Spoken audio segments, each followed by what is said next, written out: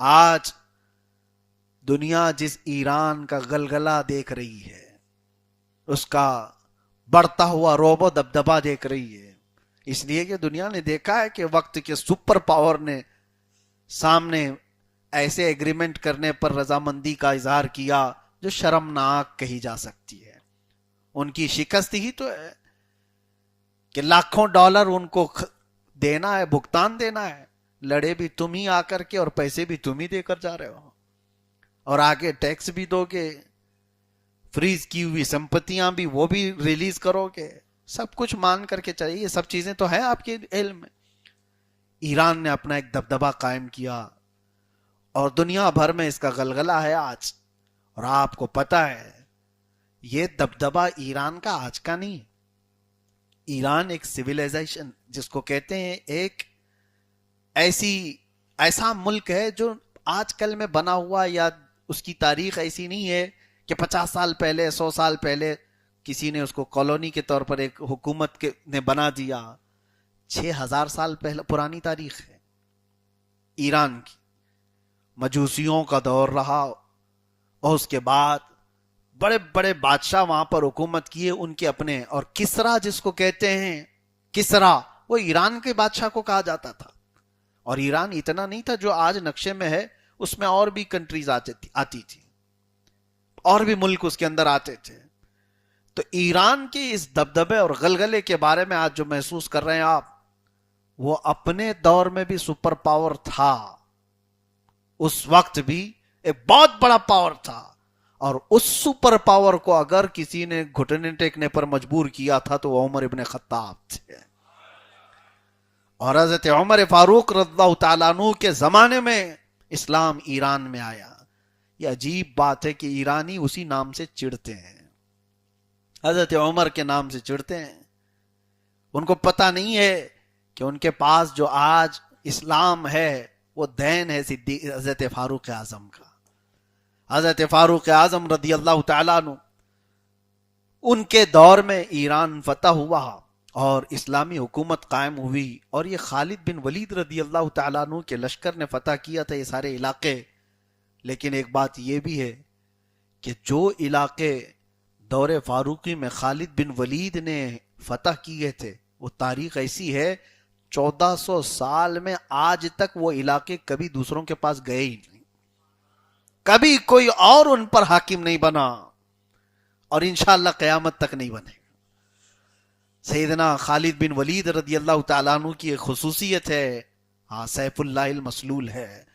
جن علاقوں کو خالد بن ولید نے فتح کیا ہے، تاریخ میں یہ بات شاہد ہے کہ آج تک ان علاقوں پر کبھی کوئی دوسرا حاکم نہیں بن سکا، اسلام کے اندر میں ہی وہ علاقے رہے۔ اب جو بات کہنی ہے وہ یہ ہے، فاروق اعظم رضی اللہ تعالیٰ عنہ کا احسان ہے ایران پر، ایران کے مسلمانوں پر، ان تک اسلام آنے پر، ان کے اندر اسلام کی آج جو بقا ہے۔ ماننا چاہیے حضرت فاروق اعظم رضی اللہ تعالیٰ عنہ کو۔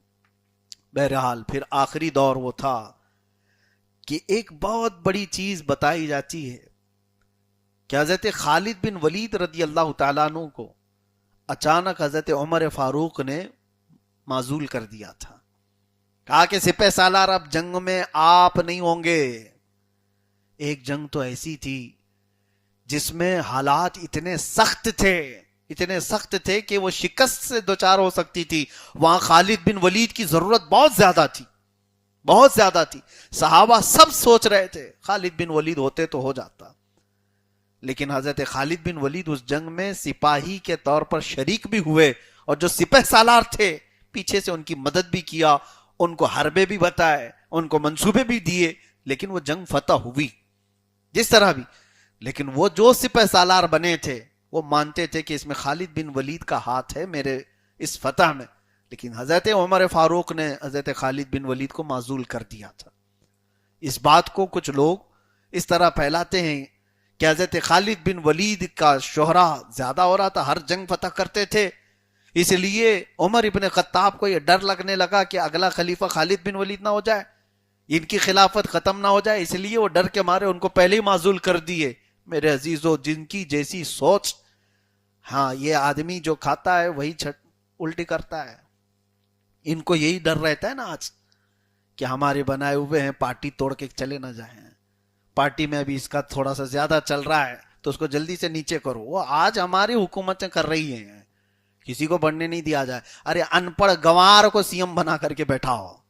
زیادہ یہ اگر لوگ پریہ ہو جائے گا، اس کو زیادہ چاہنے لگ جائیں گے تو نہیں، پھر پی ایم کا کیا ہوگا؟ اور پی ایم کے ساتھ ساتھ جو لکڑ بگا چلتا ہے اس کا کیا ہوگا؟ وہ بھی تو اپنا نمبر لگایا ہوا ہے. یہ ساری باتیں اس لیے سوچ میں آتی ہیں کہ ہر دور ہر حکومت یہ چاہتی ہے آج کہ کوئی دوسرا مشہور نہ ہو جائے. یہ دور فاروقی میں نہیں تھا. عمر ابن خطاب رضی اللہ تعالیٰ عنہ کو اس بات کا ڈر ہی نہیں تھا. اپنے زمانے خلافت میں انہوں نے یہ ڈر نہیں محسوس کیا. بڑے بڑے بادشاہوں سے جو نہیں ڈرا وہ اس طرح کی حربیں اور اس طرح کی حرکتوں سے کیوں ڈرتا؟ اور عمر ابن خطاب رضی اللہ تعالیٰ عنہ کو کیا یہ نہیں معلوم تھا کہ خالد بن ولید کو رسول اللہ نے سیف اللہ المسلول کہا ہے؟ بات صرف اتنی تھی، نہ خالد بن ولید کو نیچا دکھانا تھا، نہ عمر ابن خطاب کو اپنی بڑائی ظاہر کرنی تھی، بلکہ بات مسلمانوں کی تھی جو نئے اسلام میں آئے ہوئے تھے. نئے اسلام میں آئے ہوئے ان کے ذہنوں میں یہ بات نہ آئے کہ ہر جنگ خالد بن ولید کی وجہ سے فتح ہوتی ہے. عمر ابن خطاب اس سوچ کو بدلنا چاہتے تھے، اسلامی نظام شخصیات سے نہیں اللہ کی مدد سے چلتا ہے. خالد بن ولید ہو یا اور کوئی ہو، اللہ کی مدد نہ ہو تو کیا ہو سکتا ہے؟ تو حضرت عمر ابن خطاب رضی اللہ تعالیٰ عنہ نے یہ تصور دیا کہ جنگیں ہوں کہ نظام ہو وہ اللہ کے توکل پر چلے گا، اللہ کے بھروسے پر چلے گا، کسی ایک شخصیت کے ڈیپینڈنٹ ہونے پر نہیں، اس پر ڈیپینڈ ہونے پر نہیں. اور حضرت خالد بن ولید چاہتے تو جیسے آپ فوجی بغاوت کرتے ہیں اور تختہ پلٹ دیتے ہیں نا یہاں پہ. ہاں ابھی آج کے دور میں اب میں کچھ باتیں کہوں تو لوگوں کو بہت زیادہ الگ بھی لگ جائیں گے. پاکستان میں آج کے دور کا بیٹھا ہوا پرائم منسٹر، اس کی اتنی بھی طاقت نہیں ہوتی کہ وہ فوجی جنرل کو بدل دے گا تو یہ خود ہی بدل جائے گا. فوج میں بغاوت کئی کنٹریز میں ہوتی ہے. کیوں؟ اس لیے کہ جو فوجی جنرل ہے، سپاہ سالار ہے، اتنے سال کی نوکری کیا ہوا ہے کہ نیچے جتنی بٹالین ہیں، جتنے فوج کی ٹکڑیاں ہیں، سب پر اس کا کمانڈ چلتا ہے. ارے میاں 5 لاکھ کی فوج کو کمانڈ کرنے والا ایک سپاہ سالار، ایک جنرل، اس کے دماغ میں تو یہ آئے گی کون سا پی ایم کون سا سی ایم بدلے گا مجھے. جس دن بدلے گا یہ 5 لاکھ کو ایکٹیو کر دوں گا کہ اس کا تختہ ہٹاؤ، میں بیٹھنے والا ہوں. فوج تو وہ تو ایک آمنا صدقنا کہنے والی جماعت ہے. اس کو ٹرینڈ ہی کیا جاتا ہے کہ ہر بات تمہیں اپنے سپہ سالار کی ماننا ہے. فوجی بغاوتیں ہم کئی ملکوں میں دیکھتے آئے ہیں. خالد بن ولید چاہتے تو وہ بغاوت کرتے. وہ سپہ سالار کتنے سالوں سے تھے. صحابہ میں ان کا اپنا ایک مقام تھا. ان کے بنائے ہوئے کتنے سپاہی تھے جو مضبوط تھے، اور سب کو جمع کر کے کہتے فاروق اعظم کیسے مجھے معزول کر سکتے ہیں. دوسرے سب چلو میرے سپورٹ میں آؤ، کھڑے ہو جاؤ، ہم اپنی جماعت بنائیں گے، میں خلیفہ بنوں گا.